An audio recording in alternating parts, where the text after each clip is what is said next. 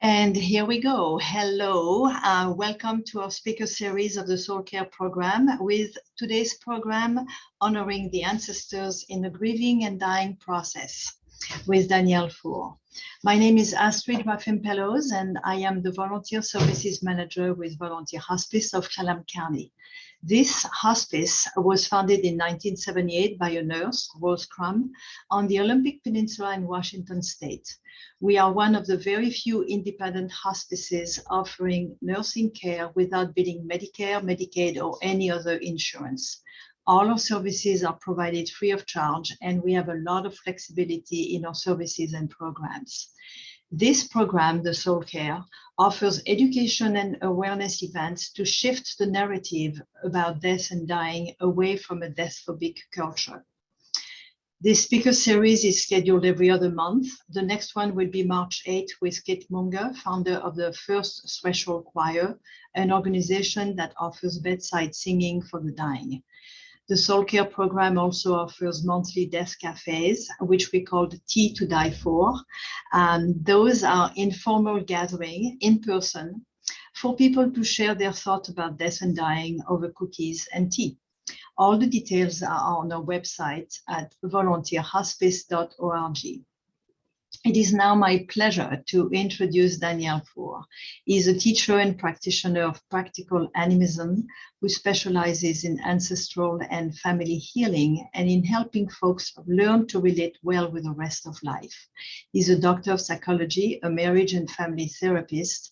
He's the founder and director at Ancestral Medicine, which has a website, ancestrally-resourced, and he has a book out, Ancestral Medicine, Rituals for Personal and Family Healing. He lives now in Granada, Spain, with his wife and 2 daughters.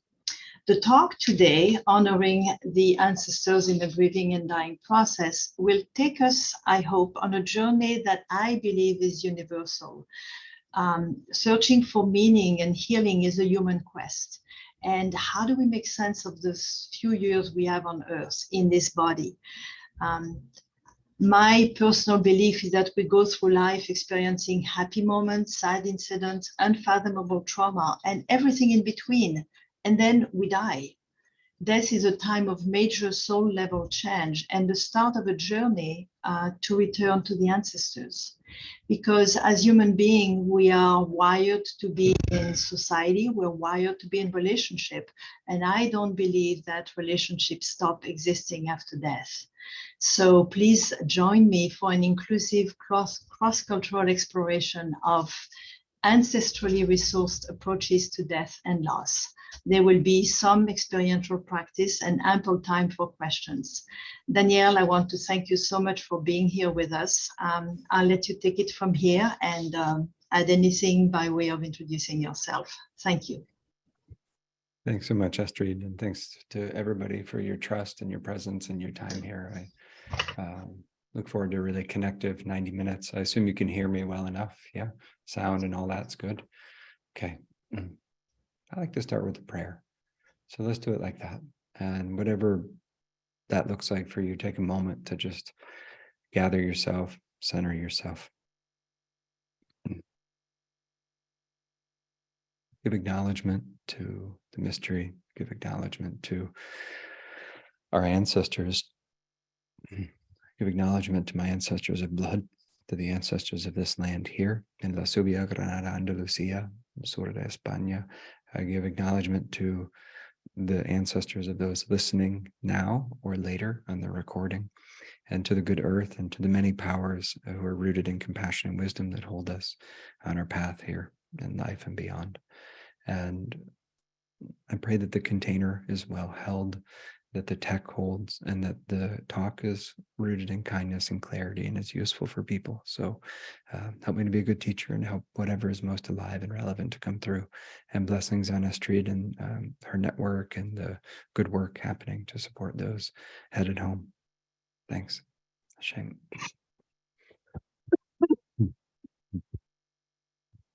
First off, on a very practical note, I'm still recovering from my first real dance with COVID after bronchitis. So if I'm coughing some, then there you have it.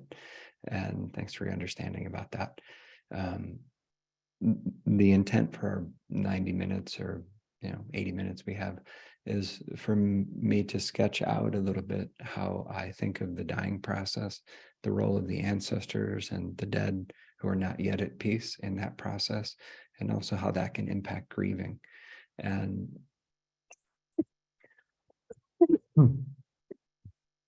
I hope to talk for not more than maybe 30 minutes about that, but questions are welcome throughout. And then we'll be in explicit dialogue space, do a little bit of experiential practice, and then continue in dialogue. Because I find that discussion is the most generative, because then we can follow the lead about whatever's interesting and useful for you all. Because we could talk for days about death and life and all the things. So yeah, we'll do it like that. Thank you, Astrid, for the introduction. Briefly, I would just add that that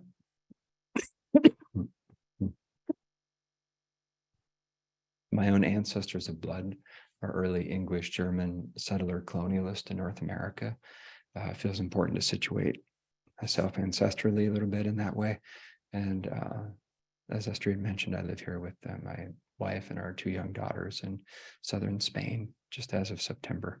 And I'm the founder and director at Ancestral Medicine. So even though I have a PhD in psychology, I'm a therapist, really I'm a ritualist, or like a priest, if you will, or someone focused on matters of spirituality and culture and healing. So that's it's my day job, even though I can clean up well and be very grounded when needed.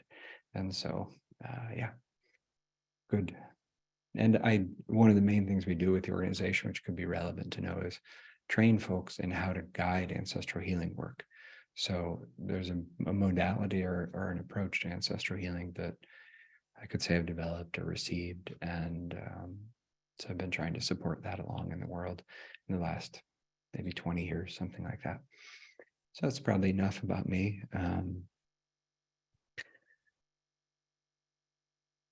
If I pause like that, it's just trying to not exacerbate the cough. So thanks for your understanding. I want to say something first about the stages of dying. There's no one script on this, but it's useful to have a little bit of a framework because it informs how we would render care, and it also informs how we understand the ancestors themselves. So often enough, but not always, there's a period where it's like, oh, I'm acutely dying. And sometimes that could be the 90 minutes you have post-car crash, pre-death. It could be the 10 years you have of a slow decline or whatever it might be. Or maybe you don't get any warning. There's a sense of psychologically, spiritually, often having a little bit of a window to prepare yourself for dying.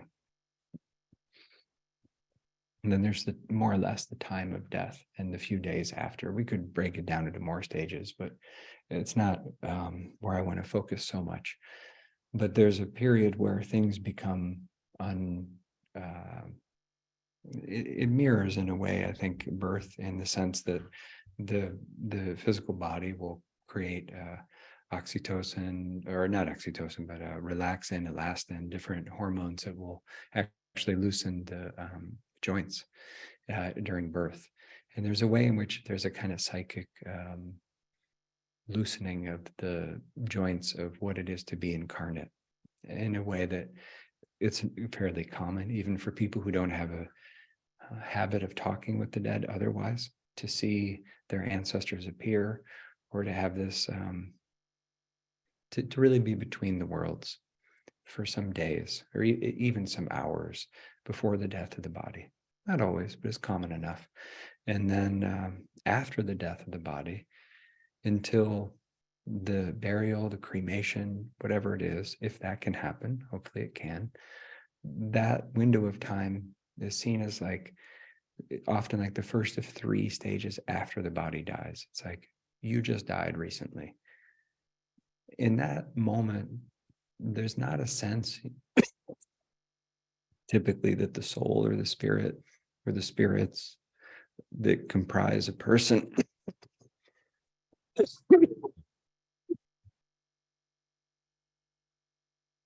There's not a sense that they need to go anywhere. It's like you can attend your own funeral. It's okay to hang out for a little bit till you're in the earth.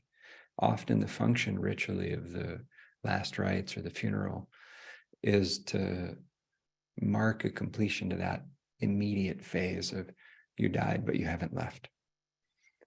And then there's the second of three big phases, which is like the journey from this reality to the next reality. We can think of it spatially, like this journey through the valley of the shadow of death, or like this movement from this world to heaven, hell, purgatory, to through the bardos, through a process of reckoning and facing what needs faced from your life. But we think of it in different ways. And it's not as if that always looks the same for everybody, because partly we dream up the details culturally, partly it's a function of how we lived and how prepared we are, how much spiritual support we receive, etc. But there's some period, once you've been dead for at least a few days, that typically is understood to last from a few weeks to 40 some days to a year and change. But there's some period where ideally you complete that cycle by arriving at the realm of the ancestors, that you get where you need to go. That after that period of time, you're not in between anymore. And so in practice, the prescribed like 40 some days or a year, whatever it is, what'll happen is for cultures that preserve these understandings, the living are often discouraged from calling upon the dead during that time. It's like you can honor them, but don't call them back. Let them have a minute. Let them get settled. And sometimes the dead will arrive where they need to go, or in a state of peace, or be received by the ancestors in a really short amount of time, because they're already quite healed in spirit. Their ancestors are healed. There's not a big sense of a long journey or a big life reckoning, because someone lived well and they faced what they needed to during life. And so they're kind of, in a sense, they're already dead, or they're already with the ancestors during life. There's this death before death kind of thing that can happen if you're really spiritually turning toward the bigger reality while you're alive. But if not, you have to deal with it when you die. And it's okay, it's just harder and you have less leverage. But that second stage of getting from here to the next reality either happens quickly, takes a minute, but people work it out, or it doesn't go that well and it doesn't actually happen. If that period of time passes and you're really still in a bad off way, as a soul, spirit has died, you basically what we would call like a ghost, or the troubled dead, or the not yet ancestors. Someone who has died but is not yet inhabited their new status as an ancestor. Sometimes it's because you don't even realize you've died, or it can be for all kinds of reasons. We can talk about it. But the third of the three stages is like you've joined the ancestors. You can turn attention back toward the living in a way that's beneficial. It's fine. It's not, you're not a source of disruption unless you are being mischievous or whatever, but there's a sense that you're safe, basically, and that you're connected to other ones among the dead who are in a healed condition.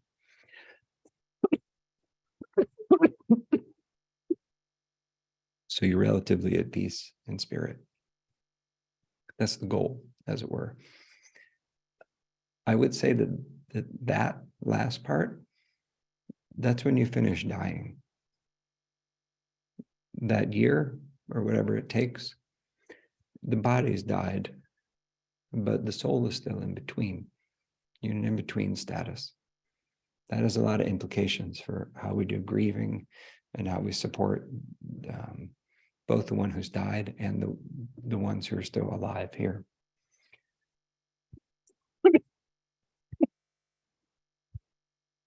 Questions about that piece, about those basic stages? Because the next layer I want to speak to is, who are the ancestors? How does that connect to what we were just talking about? But let me pause and see if there are a question or two for clarification.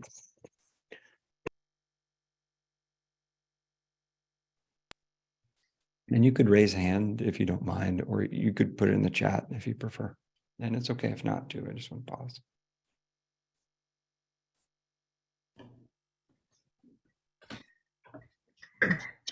So, just for clarification, the final stage of reaching the ancestors is a healed soul. Sorry, the final stage of reaching the ancestors, and then what was the rest? Is the healed soul.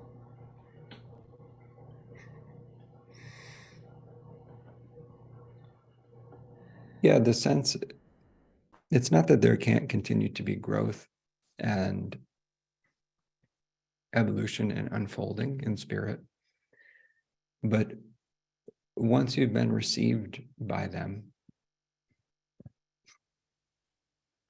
either there will be a process that's then initiated of a kind of life review or further healing.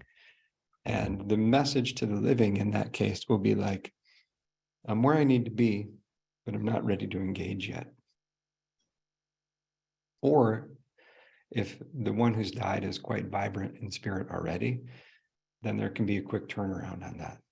Be like, I'm with my people, I'm happy about it, let me tell you about it. So I think you're asking though, is that indicative that of a healing, or that there has been that the one who's died is in a well state if they've been received by the ancestors, something like that? And I would say, yeah, generally, they're kind of the same thing. To be ancestralized is just dying doesn't make you an ancestor. Dying makes you not incarnate anymore. Being an ancestor is a different thing. Traditions all around the world that talk about the ancestors pretty much always make some distinction between the ancestors and the ghosts, the not yet ancestors, the ones who have died, but haven't really yet undergone the process of joining the ancestors themselves as a collective. That can still happen. I mean, that's my day job. That's the focus of my work, my life work, really, is assisting those ones. But it doesn't automatically happen. So the ancestors, if we use it in the most inclusive way, it can refer to just all the human dead or even beyond. But in a more specific way, it's those among the dead who are relatively safe, at peace, and okay to relate with. They know they're dead, they're connected to other ancestors. And not all of the ones among the dead are like that. If sorry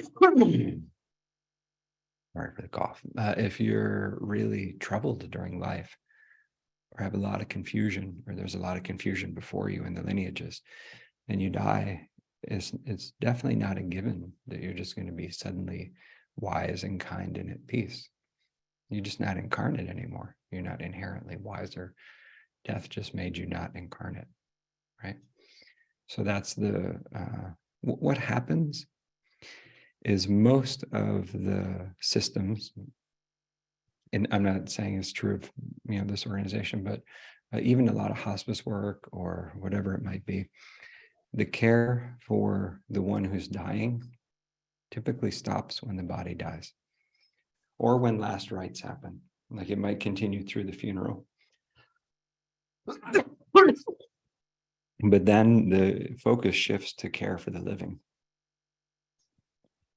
And that's not bad, but if there's a thing about it that's not great, it's incomplete because it's an abandonment of the one who's died at a time when they often most need support. And so that's where what I'm doing comes in. I feel I'm like the postmortem doula who's like, oh, you've died and all the outer support structures are no longer caring for you. Okay, we got this. Like I respect death doula work and all the hospice and all the stuff leading up to, the death of the body, conscious burial, funeral, everything's great, more of that.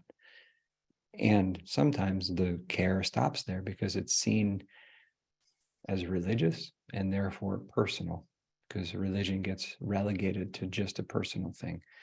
So a lot of organizations are like, well, I don't want to go there.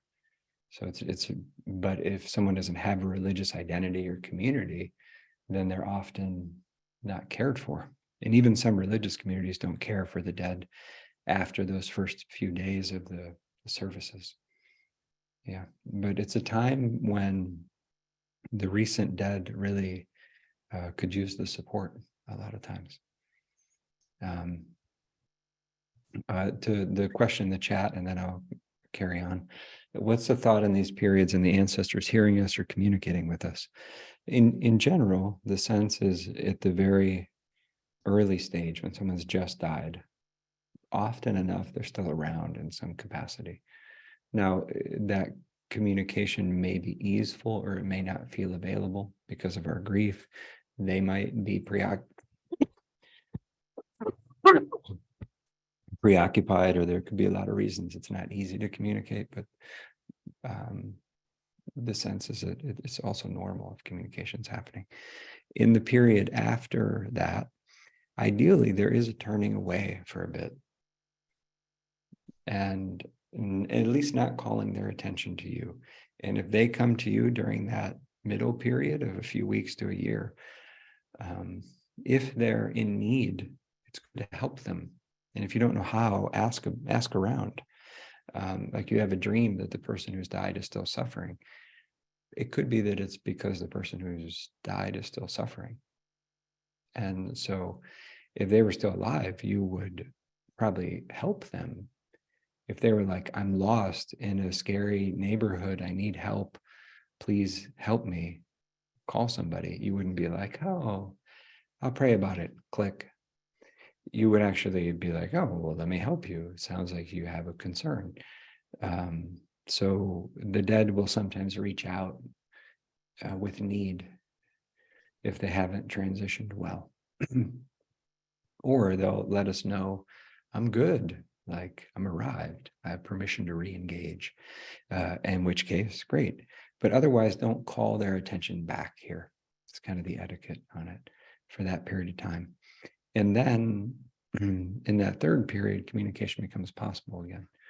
We just need to break the taboo on relating with the dead, because there's a strong colonialist, judgmental, rationalist taboo that says that's not cool to do. And that taboo comes out of just problematic, racist, domineering, materialist culture, which I could grumble about, but it's not really the focus here. Yeah. Okay.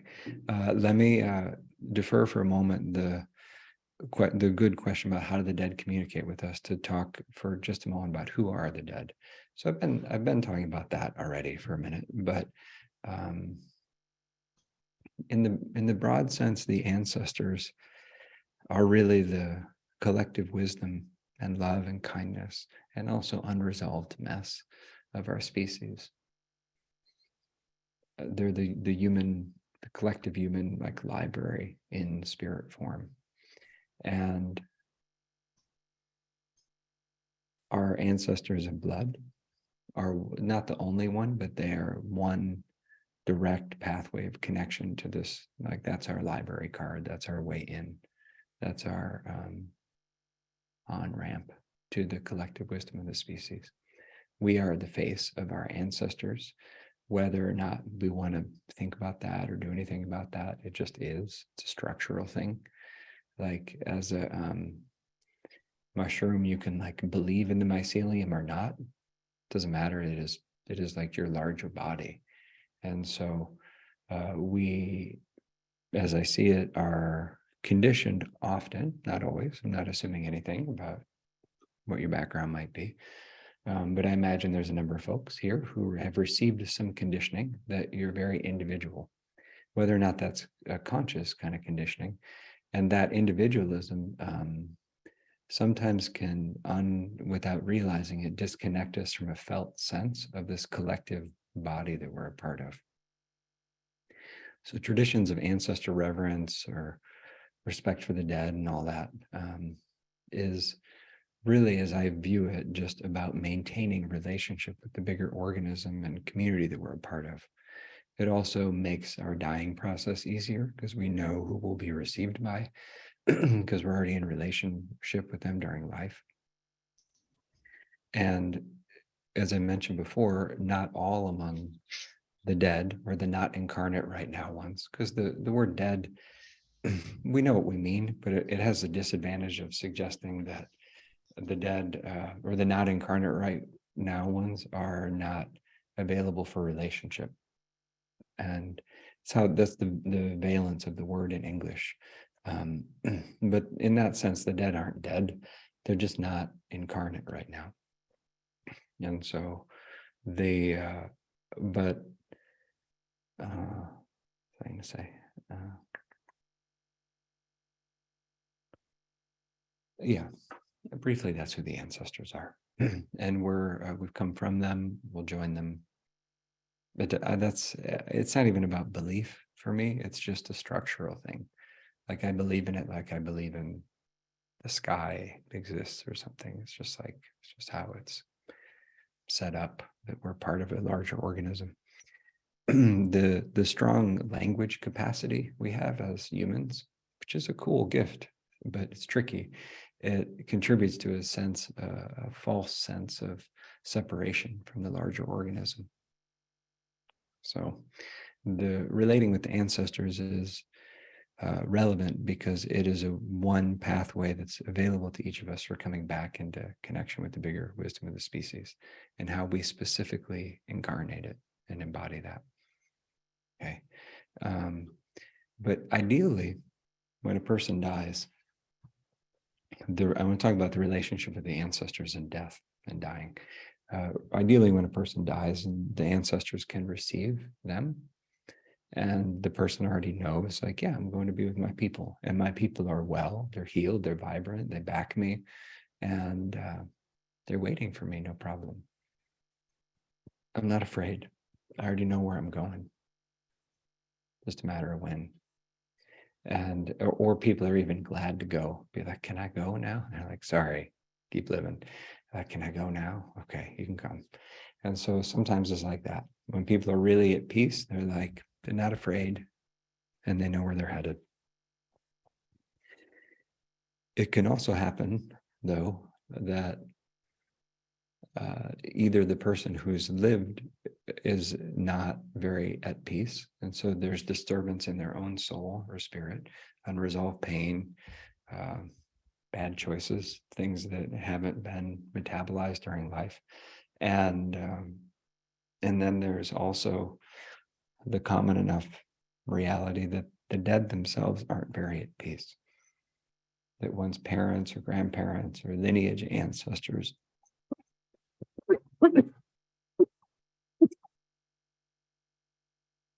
who have preceded a person in death,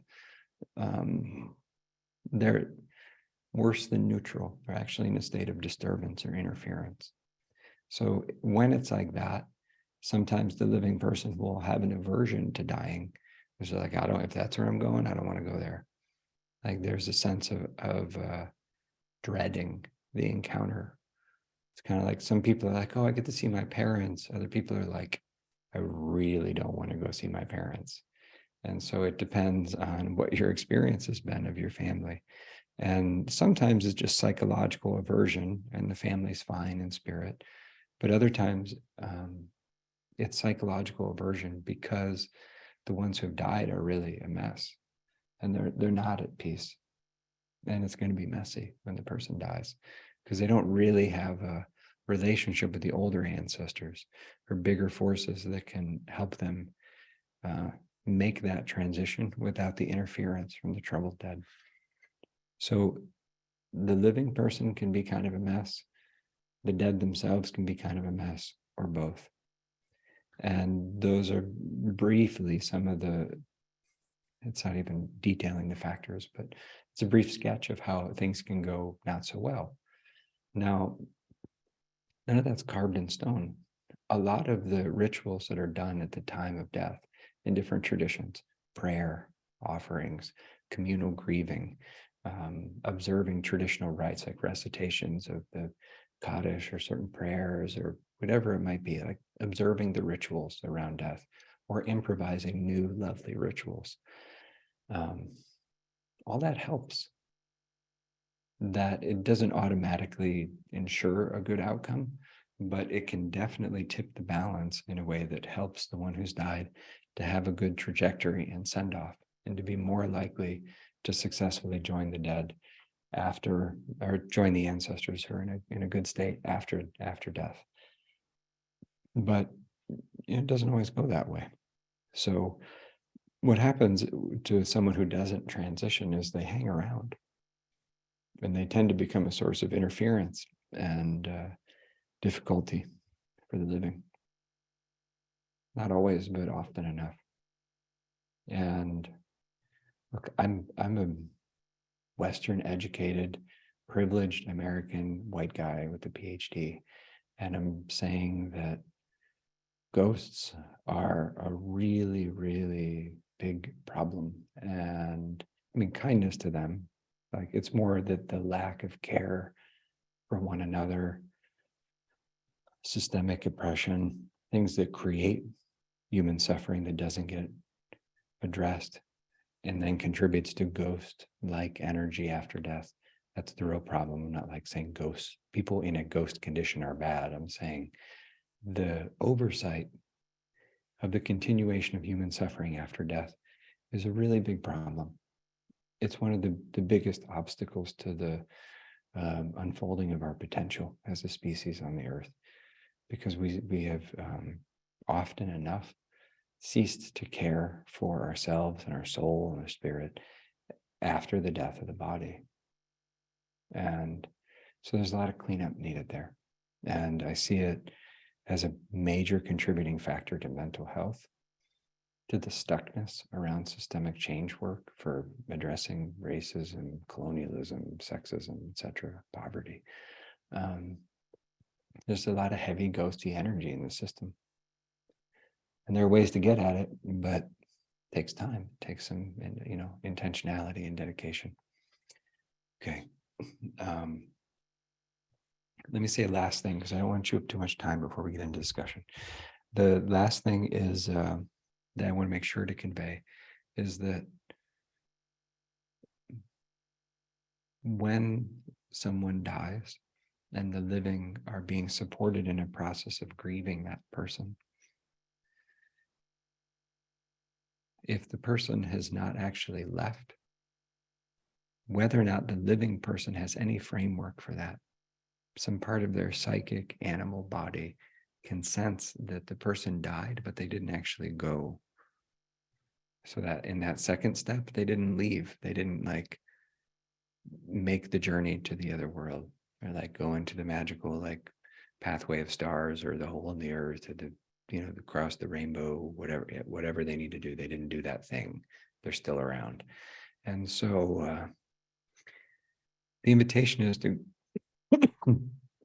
grieve someone who hasn't left. Like they're not all the way dead yet, because they're still here.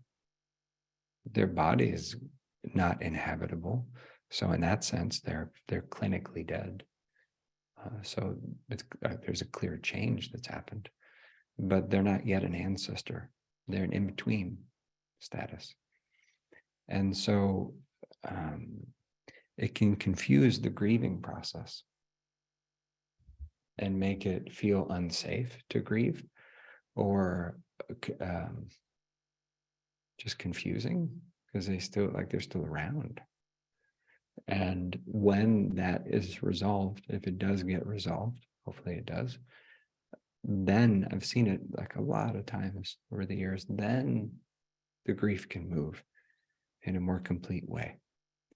It's like, oh, 45 years after the death of their body, they finished dying.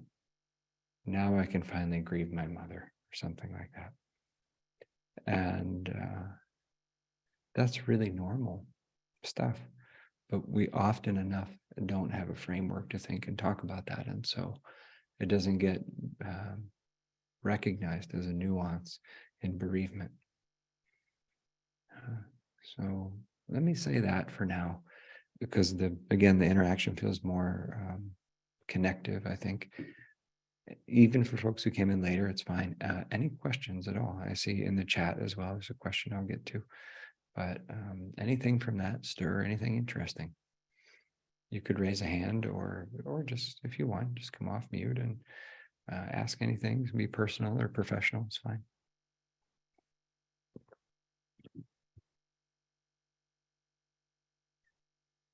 Yeah, Penny.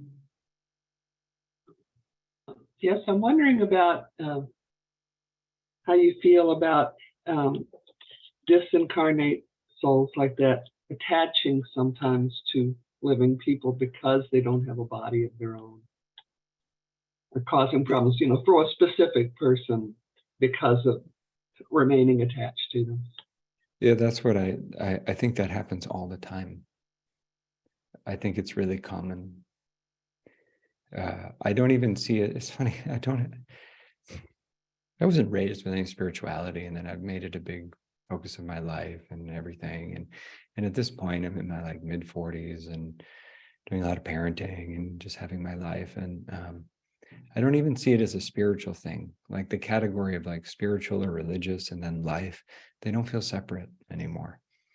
And so it's as normal. If you were like, I've heard these small things that you can see with microscope, some people call like germs or viruses or microorganisms. Do you think those things are real? And I'd be like, yeah, no, you should watch out for those. Those are totally a thing. And in the sense that like, I don't, do I believe in them? I guess. I mean, maybe you could call it belief. I just act as if they are functioning in the world. And my COVID tells me so. It's like it's a thing, and it's the same with the ghosts or the dead, and the same with the awesome dead. You can't have it both ways. You can't be like the amazing, radiant ancestors of humanity, the religious founders, the social justice like pioneers and like freedom fighters, the earth defenders, all the amazing humans of all sorts. They're great. We can still relate with them. But the troubled dead, that's just not a thing. Like you can't have it both ways. It's like saying there's only nice people in the world. No, but there's not. There's some really sketchy people in the world. And all those things live within us too. So I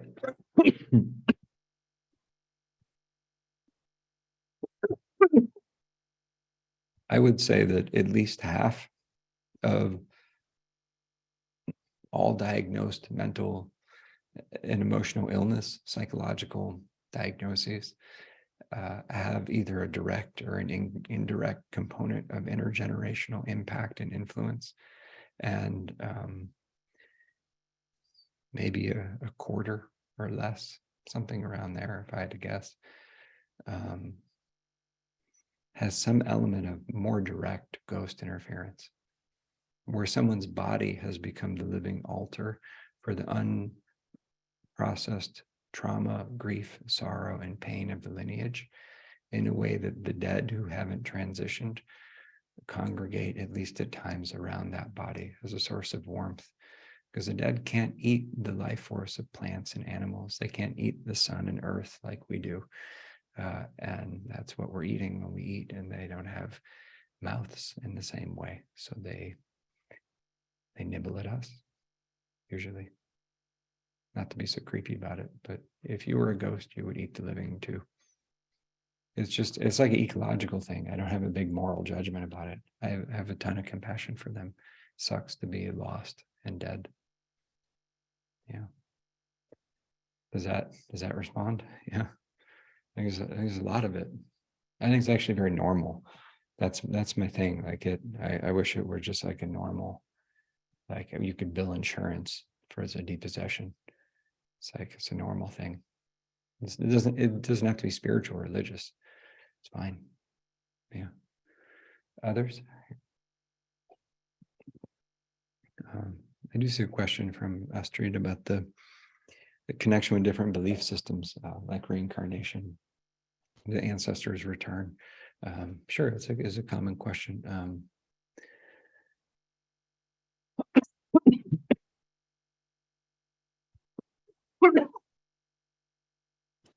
It's tricky. Sure. It's not my place to make a dogma about that. What we think of as the soul or our spirit or something like that, from my perspective, it's not just one thing. So some aspects of what we are may return, other aspects not so much.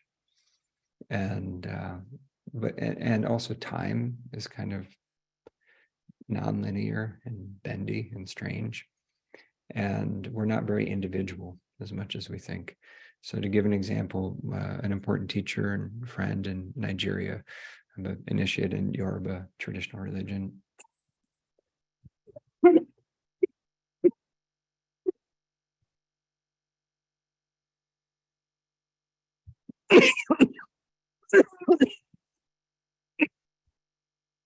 Sec.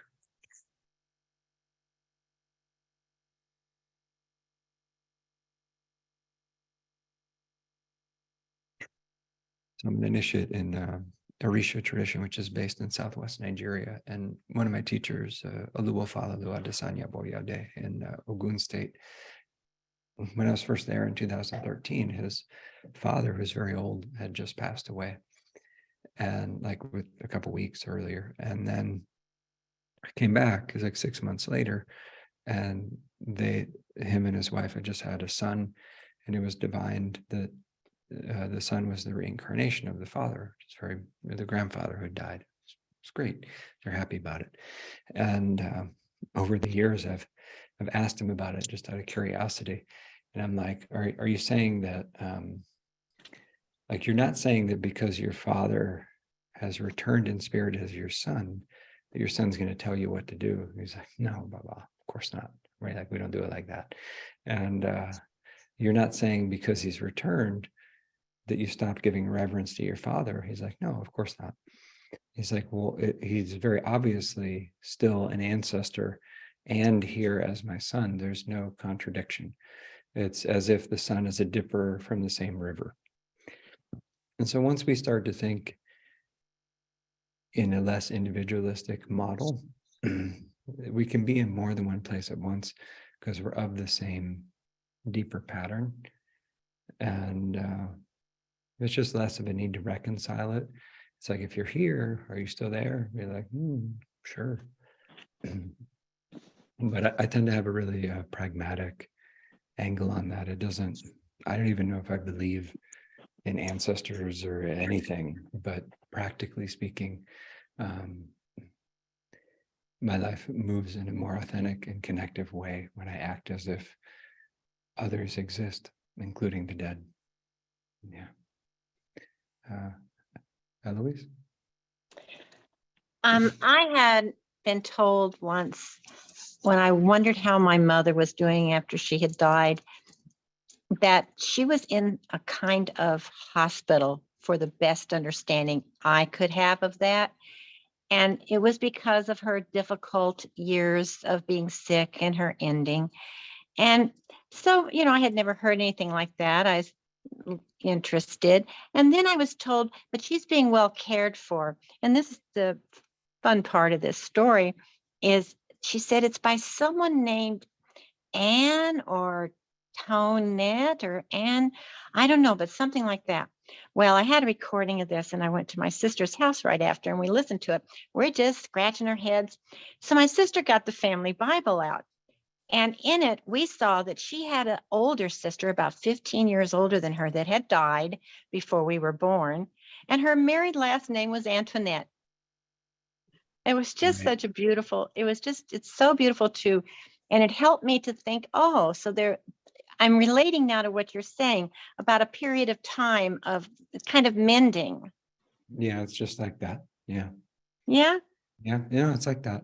And I like ideally, we take to heart all of the useful elements of the teachings on forgiveness, repentance, repair, accountability during life. And we're like, what have I messed up? Did I need to tend to? What could I, like, what repairs are needed so that I am ready to die today? Yes. And then you just get to skip the hospital stage after death. But a lot of people are like, oh, well, I'm just going to, move along as if I'm never going to die, and then I'll deal with it after. No, you can, and then you deal with it after.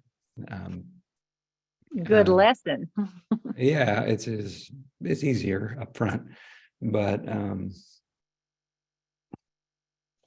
none of the just because a lot of folks on Earth, not even most folks, but a lot of them, and a lot in places like with histories of settler colonialism, like the Americas or Australia or whatever it might be, a lot of places have ceased to proactively tend to these relationships between the living and the dead. It doesn't mean anything stops happening.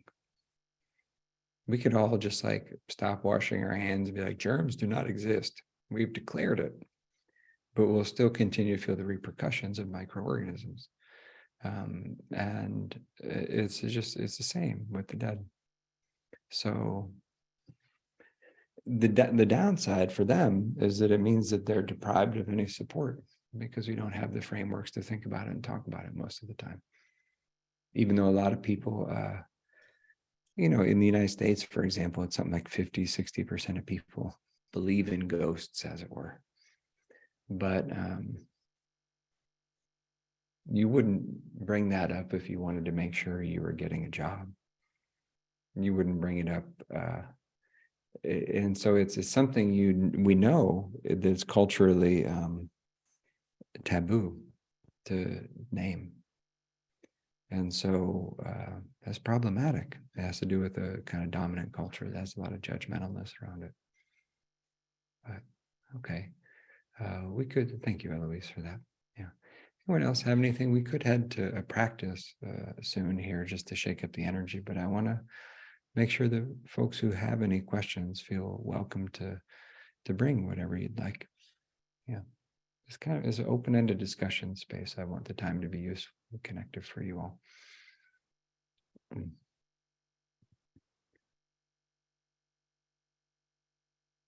I'll say briefly that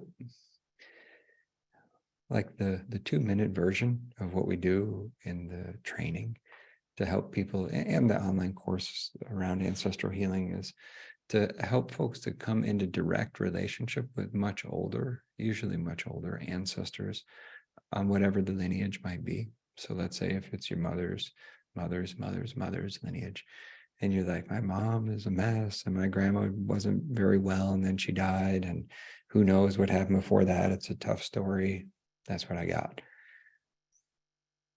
Okay, but have you sought to connect with the ancestors from 10 or 20 generations ago?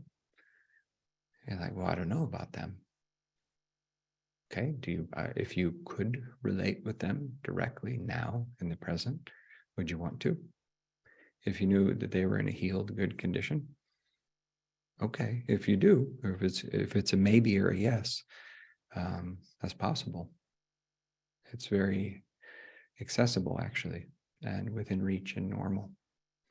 And the coming back into relationship with the elder ones along any given bloodline, and doesn't have to be blood ancestor focused, but it's a good place to start.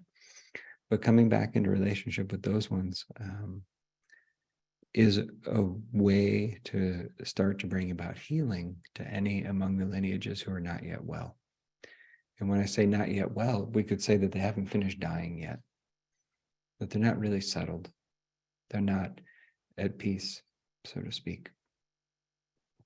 And so it's a basic process of partnering with the elder healed ancestors to bring about whatever healing is needed for those who came after, with the intent that the living person is in conscious relationship with their people where people are in a healed state, and the living person is intentionally embodying the gifts and blessings of their ancestors, their protection, their guidance, their support, to do whatever you do, whatever your destiny is, whatever your life is. You do like a great version of you. That's the plan. And the people who end up training in that work are just learning how to guide others through that process, through sessions or whatever it might be.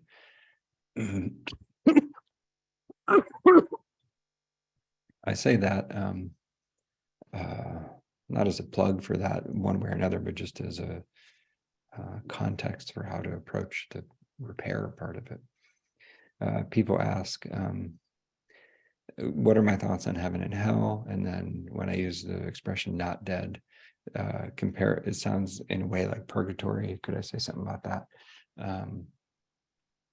Yeah, the framing from Abrahamic traditions generally, and I know in some ways at least about Judaism, but Christianity, Islam, it tends to be a bit different from, let's say, Buddhism or indigenous traditions, which are so varied. But I do have the view personally that there tends to be a period, if needed, of reckoning, of facing your life, and that if you've lived in a not very conscious or connected way, that can be kind of rough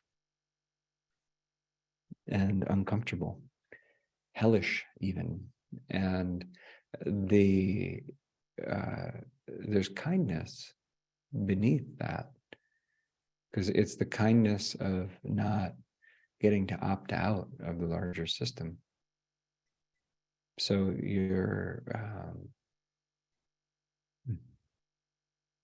there's a teaching in Islam about the recording angels that are recording one's actions during a life. But what's interesting about the verse from Quran is that the characterization of the kind of Yom PM, or the day of reckoning, is that one will be asked to read that record back to God directly. It's not like God's going to come and be like, you were a bad person. It's like, how'd it go? Like, here, we got a transcript of it. Like, just you, like, these are your choices. I didn't like how, like, please report on your life. How was it? And what I find really like intimate about that is we get the gift of looking in the mirror really deeply on a soul level. And be like, when faced with the choices, did we trend toward being kind and ethical and like responsible, compassionate human beings, or not so much? And that matters a great deal. It has whether or not we live in ethical ways. And I don't mean like rigid, moralistic, legal stuff, because sometimes laws are unethical. Sometimes we got to shake things up and all that. But, in a deep sense of like ethics in the deep sense, if we live in those kinds of ways, we're affirming an imprint of interconnectedness and love and relationship during our life that will impact the experience of our soul or spirit after death. So it'll have a good imprint. And if we live in ways that are not ethical, it'll have a different kind of imprint that's isolating and is not comfortable when navigating reality without a body. So I guess I would say that heaven and hell, as it were, are temporary states or conditions, or perhaps what people mean by heaven is more enduring, but it depends how people mean it. Like, I don't have a super moralistic angle on it, but I think that we're here on earth in large part to develop good character and to remember source or God or spirit incarnate by whatever name, and to live that, to walk that. And that's a thing. And if you're not ethical more often than not in your choices, then you're probably missing part of that. Yeah. So that's all. Good. Let's do a practice, huh? We'll take 10 minutes ish, and I'll talk you through a thing. And it's nothing so dramatic or anything. It's just a basic listening in and acknowledgement of the ancestors. So take it. Try to mute if I'm going to cough, because it's not the most spiritual thing to have someone coughing into a microphone. But take a minute and do what helps you to just be grounded and centered and shift attention into practice mode.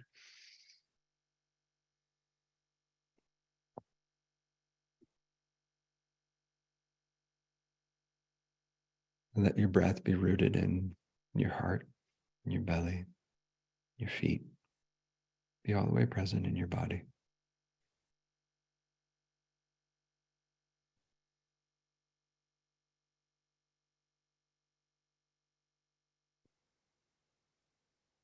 And call around you at least one connection to the sacred that you already feel good about.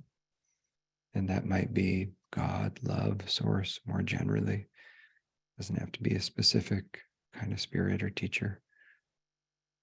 But how do you resource? What do you already trust? Call that one or those ones around you.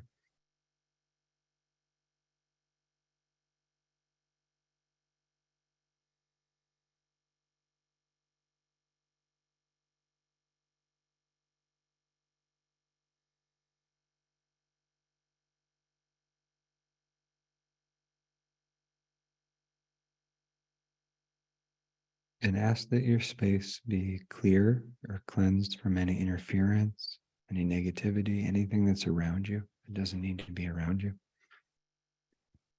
And when that's happened, ask that there be a layer of protection around your space so that you're rooted in your body, connected, clear, and protected.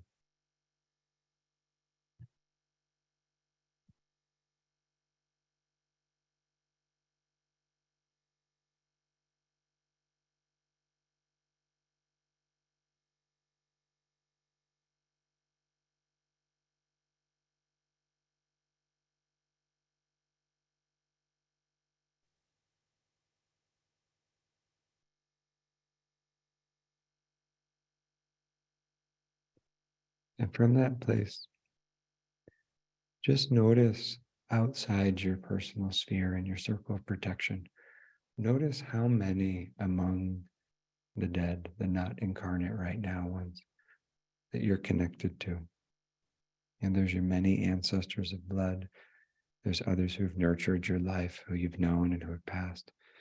But just notice that there's a lot of connections that run deep, really, between you and the greater body of humanity. So just notice it. You don't have to do a thing about it.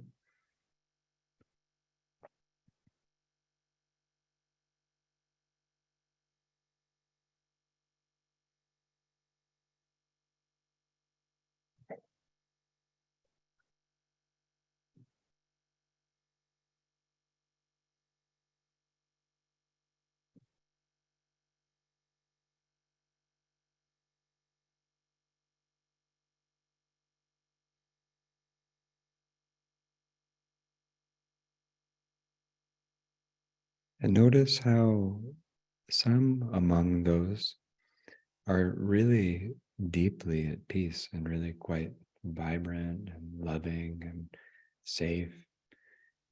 And there are others among the dead who are in a state other than that. They're just in their own process, or maybe they're troubled, maybe they're quite troubled.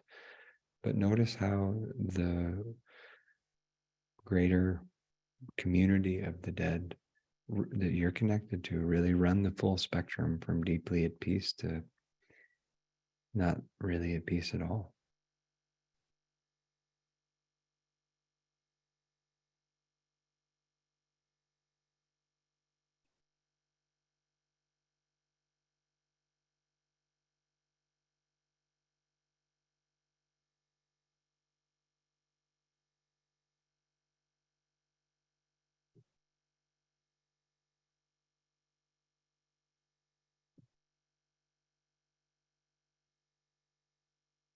And take a moment and ask, if you feel comfortable with it, that those you're connected to, and you don't have to know who they are, the ones who are really loving and kind and wise and safe, ask that those ones draw a bit closer to your circle. And those who are still kind of troubled, still in their process, they just take a step or two back from your immediate space. So you're just inviting a slight reorganization. For those who are vibrant, healed, and trustworthy, draw a bit closer to you while still honoring your personal boundary.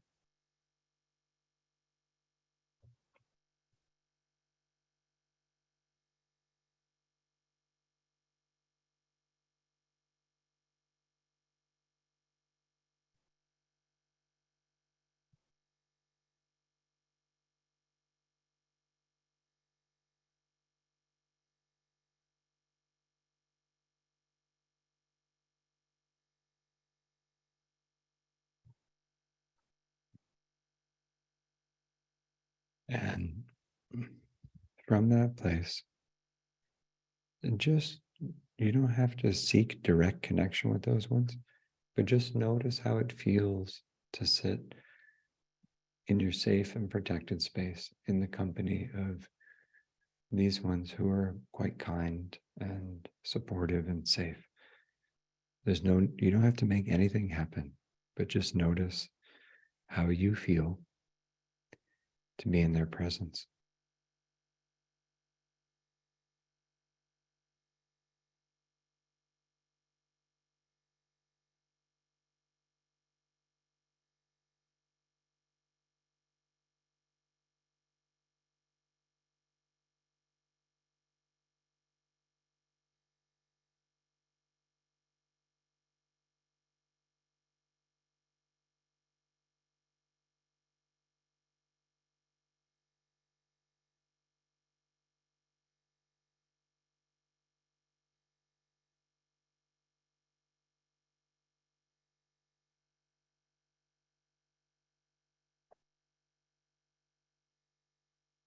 It's possible. It's possible if it feels really welcome and safe.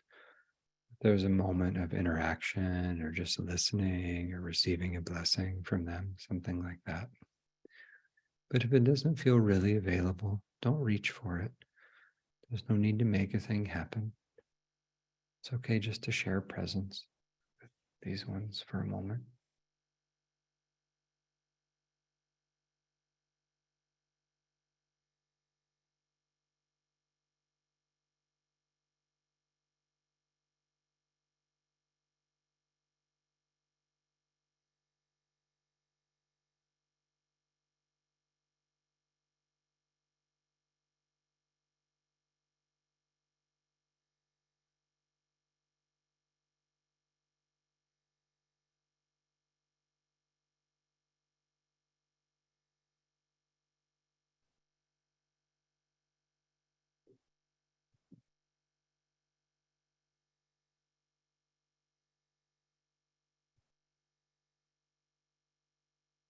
If it feels authentic to you, we'll take just another minute or two here, but if it feels authentic, it's the kind of moment where you could make intent something like, may I live in a way that upon my death, I am among these ones, the ones who are deeply kind and wise and loving and tapped into the greater reality.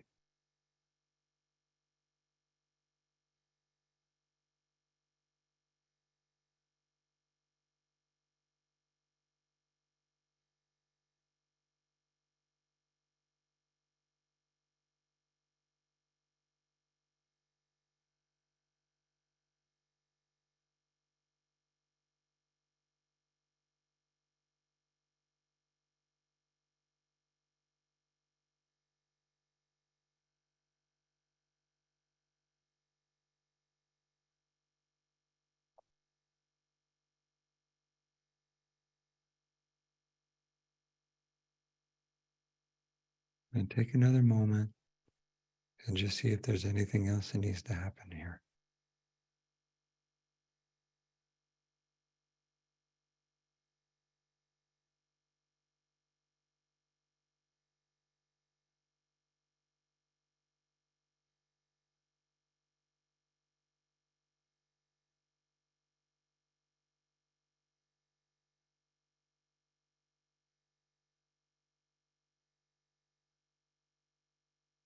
There is one other thing before we complete, which, if it feels available to you, to take just a moment of prayer without drawing attention to yourself, but a moment of prayer that those who are still in a state of suffering or confusion among the dead, that they find the healing that they need, that they get what they need somehow or another, and just wish well for them.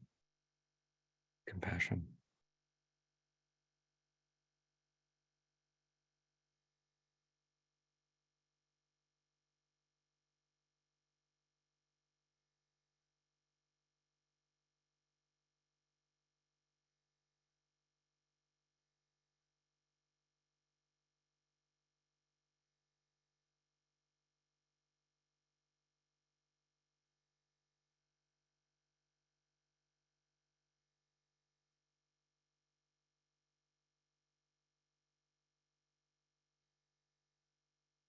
I go ahead and confirm that your space is clear and protected, that you feel comfortable and at ease. And at your own pace, go ahead and transition your attention out of the space of practice. If you were shown anything that's important to remember, you could take a moment to make a note or two. But otherwise, just give thanks to any showing up well for you and transition out.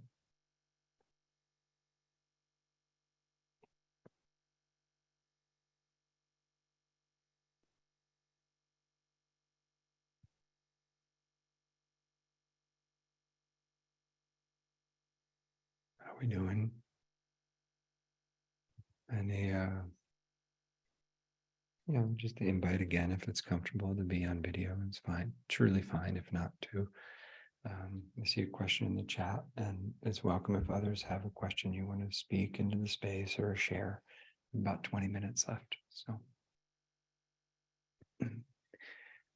I see, what are ways the living can support the dying and the recent dead, those in between?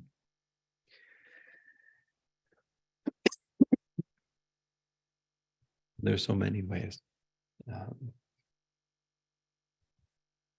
And the baseline is live in an ethical way, take good care of yourself, and remember their existence, and hold a prayer in your heart for their well-being. So that's like a baseline. Know that your choices matter.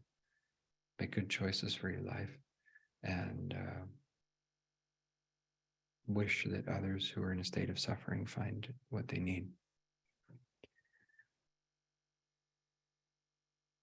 If you want to get more tangible than that, I would encourage getting to know, I would encourage specifically making a point of healing up the ones in your own lineages who are not yet at peace.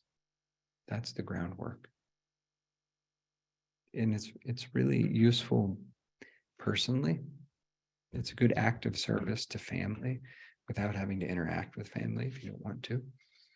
And it's a good way of clearing the road for your own death.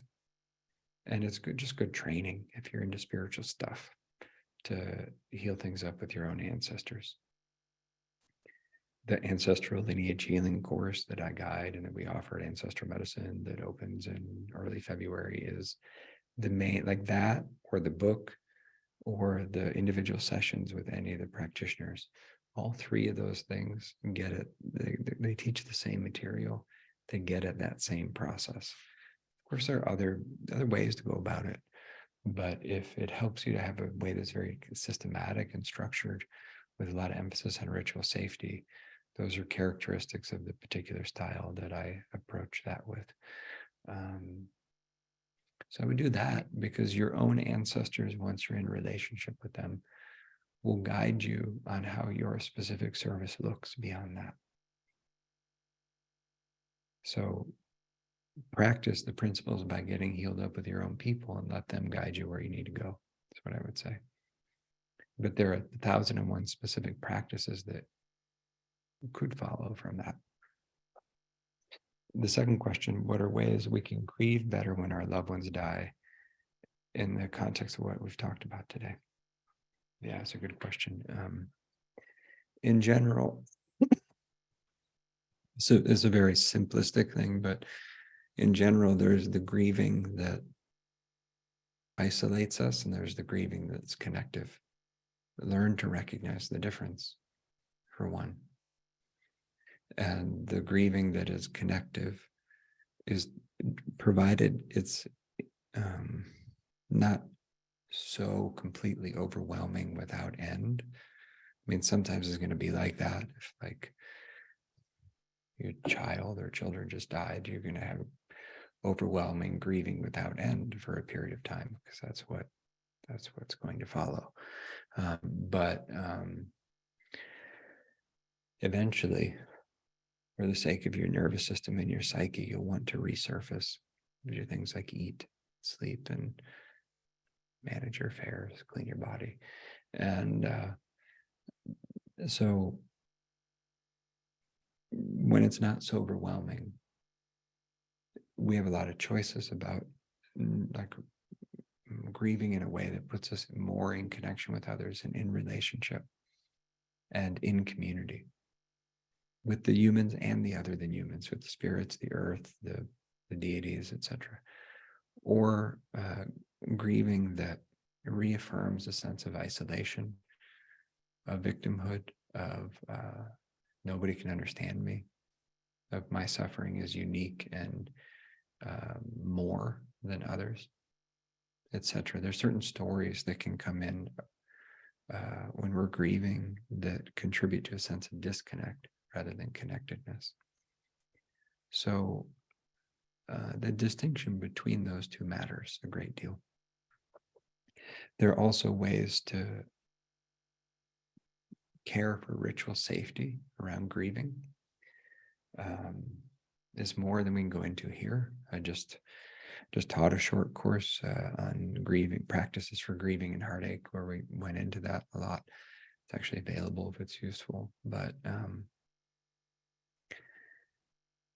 it's relevant to tend a little bit to ritual like hygiene and safety and protection when we're going deep into grief, to make sure that we're not like channeling really dense, heavy things on a body level in a way that things get stuck or they don't move through.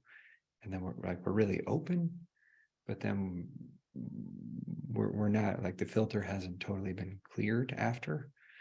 And then over time, that can lead to physical impact or like mental, emotional, like we're picking up on things that aren't only us. So there's a little bit of ritual hygiene and tending that's useful to know about around grieving, so that you can become like a marathon, many year long, robust, big hearted griever, which is great medicine for the world, like strongly encouraged to do that. But there's like a bundle of useful skills to be able to do that, not just for 5 years and then be like, whoa, I really need a drinking habit, but to actually do that for like 20, 30, 40 years and be this like really open-hearted elder who can cry and speak while crying to the heart of the matter as needed. So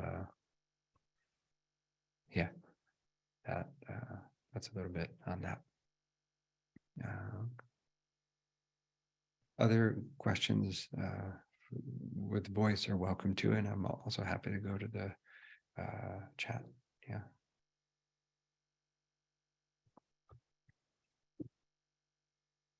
Yeah. Let me look to Naomi's question for a sec.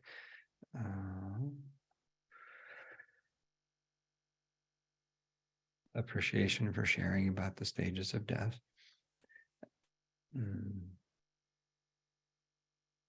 that the living can often like cling or latch on to the person dying, and that can make it harder for the one who's dying to go. That's true. And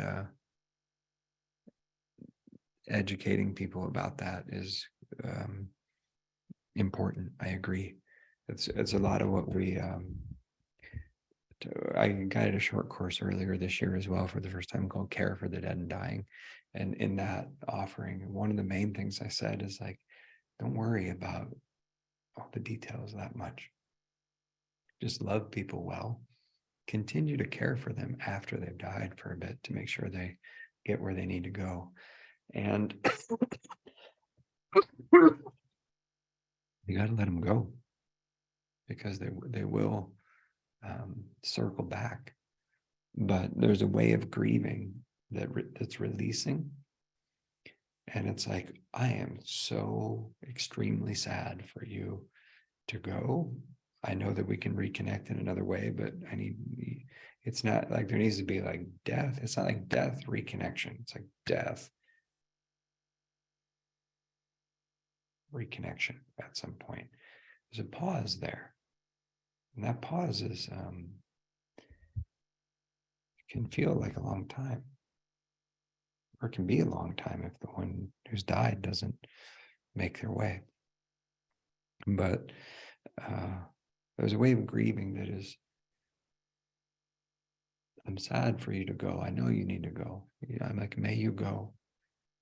And I'm just going to miss you because I love you so much and I'm very sad. Like, go. I mean, go. You need to go. But it's going to be here crying, but go. Like, that's spot on. You don't have to like caretake the other person so much. But that's really different than like, don't go. You can't go. Like, I cling to you like a drowning person. The person who's going can still go. I mean, I dropped off our 2-year-old today at her little Montessori school, and she was fine. She was happy to go. Yesterday, she was like, do not go. I'm like, oh, you gotta go, chica. And then she was fine, but it's painful. It didn't stop me from transitioning to the car, but it was harder than today. So it's like that with the dead too.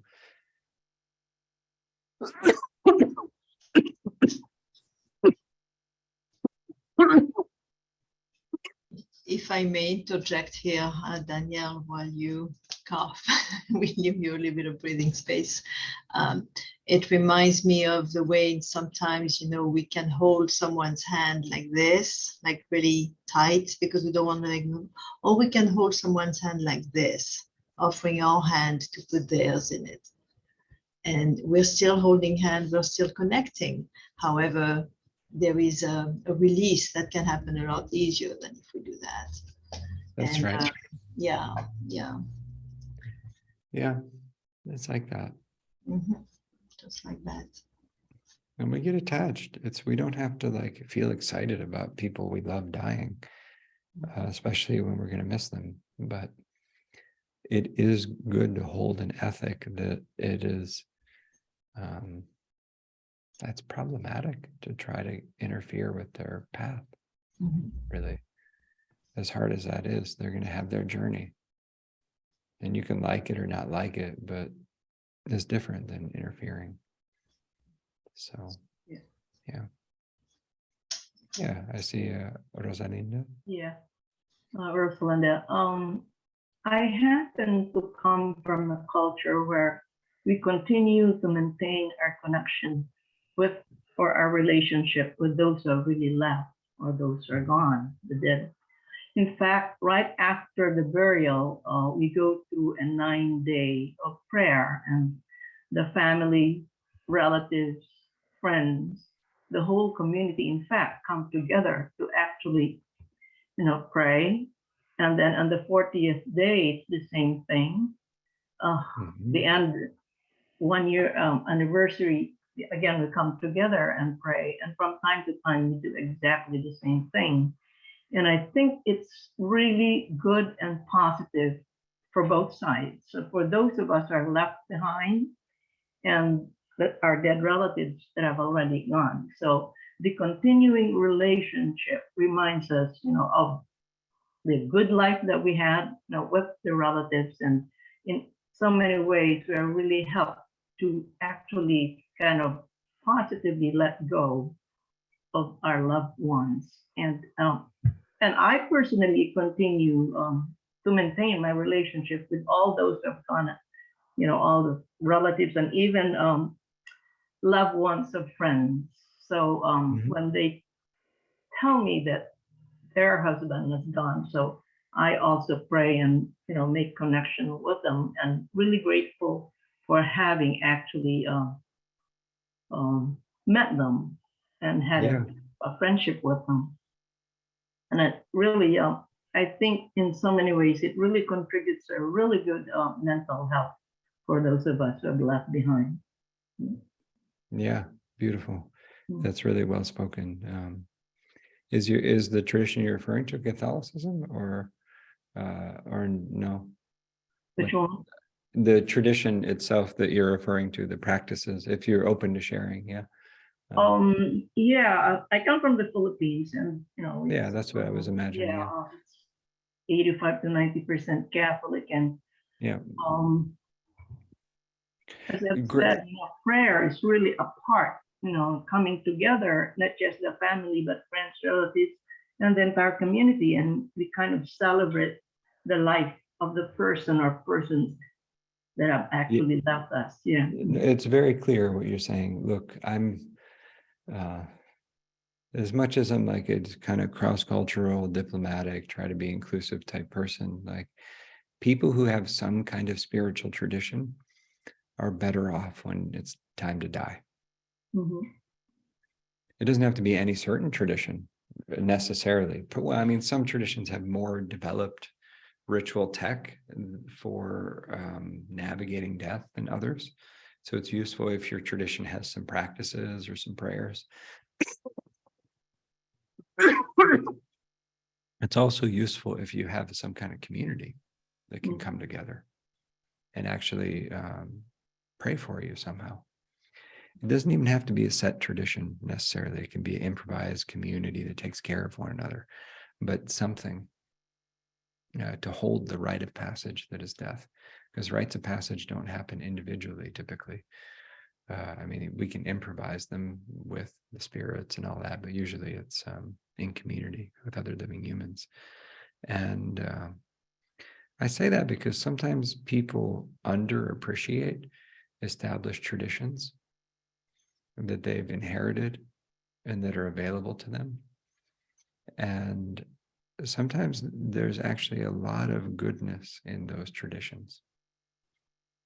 Even, they can be, religion can be complicated, it can get oppressive, and can be all kinds of things. But we humans are used to usually doing life in community. And it's easy to get isolated in the current times we're living through. And, good, bad things about that.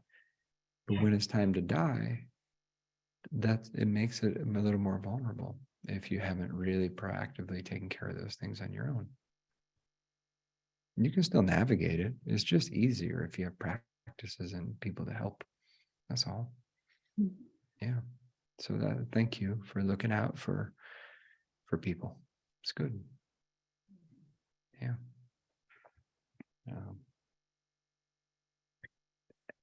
Anybody else want to share a thing?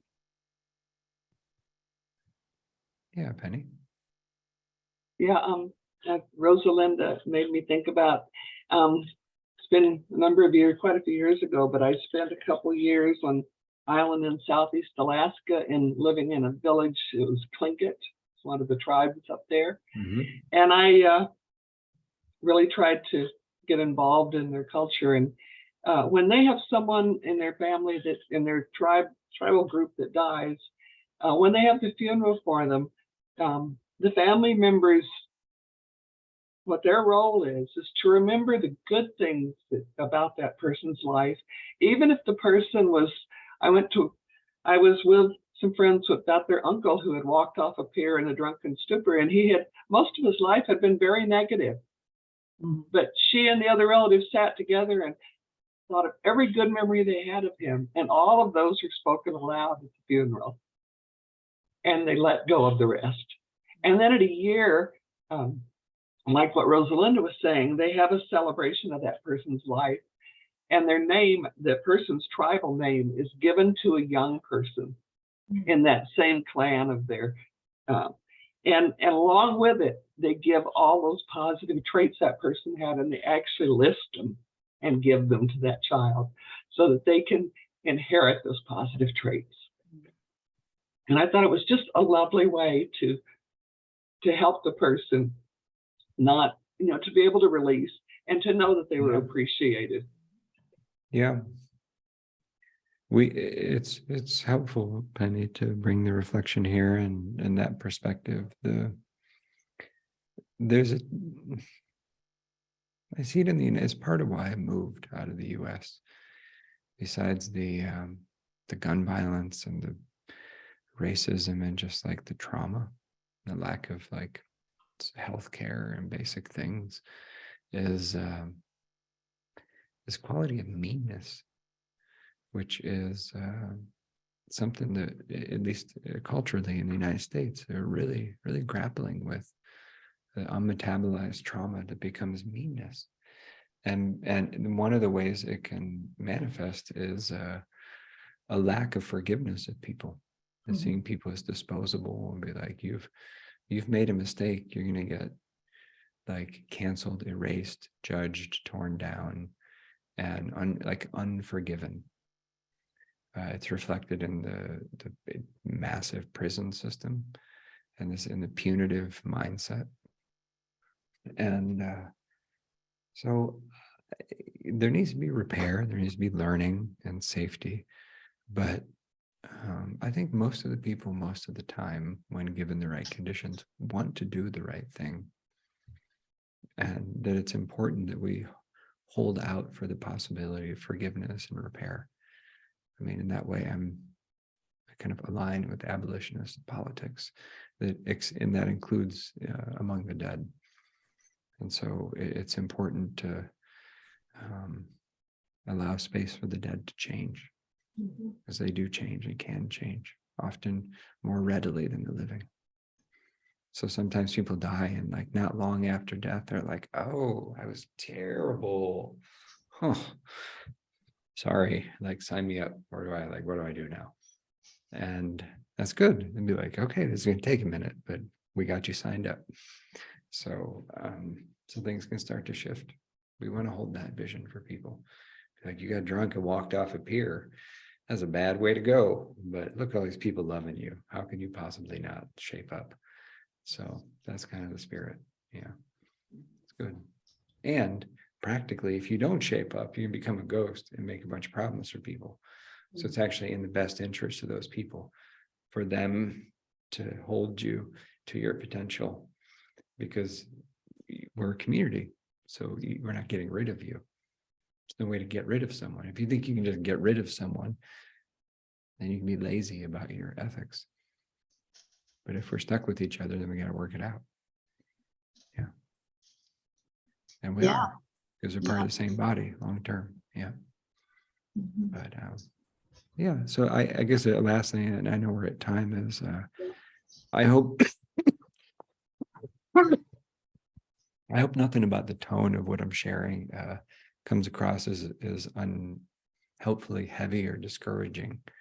That it's really, there's a tremendous amount of love and backing and resource and availability from the ancestors, especially and including the ones you've never known and will never know their names during life.